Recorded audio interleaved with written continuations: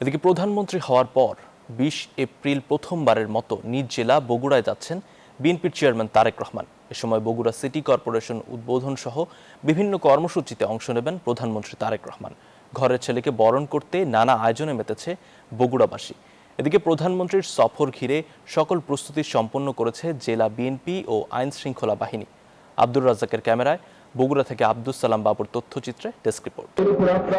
বগুড়ার মাটি থেকেই রাজনীতি শুরু করেছিলেন বিএনপির চেয়ারম্যান তারেক রহমান। প্রধানমন্ত্রী হওয়ার পর প্রথমবারের মতো নিজ জেলায় যাচ্ছেন তিনি। তাকে বরণ করতে নানা আয়োজন জেলা জুড়ে। শুধু আমরা না, আমরা নেতা কর্মীরা গোটা বগুড়া শহর আনন্দিত। মাননীয় প্রধানমন্ত্রী আসছে, আমরা সত্যি খুবই আনন্দিত। 20 তারিখে আমাদের মাননীয় প্রধানমন্ত্রী দীর্ঘদিন পরে এই বাগবাড়িতে আসতেছেন, এই জন্য মানুষ অত্যন্ত আনন্দিত উচ্ছ্বাসিত।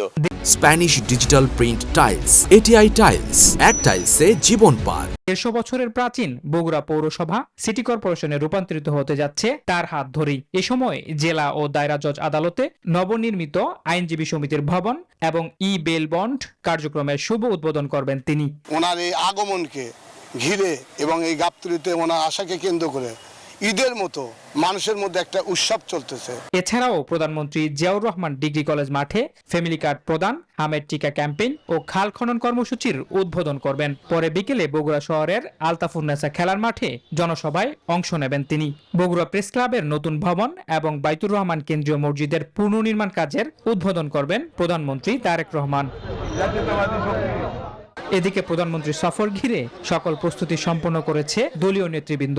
অনেকগুলো প্রোগ্রাম নিয়ে তিনি আসছেন।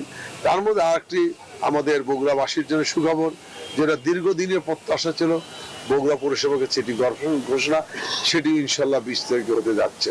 প্রধানমন্ত্রী তারেক রহমানের নেতৃত্বে বগুড়া সহ সারা দেশ এগিয়ে যাবে, এমনটাই প্রত্যাশা বগুড়াবাসীর। Desk report, news 24।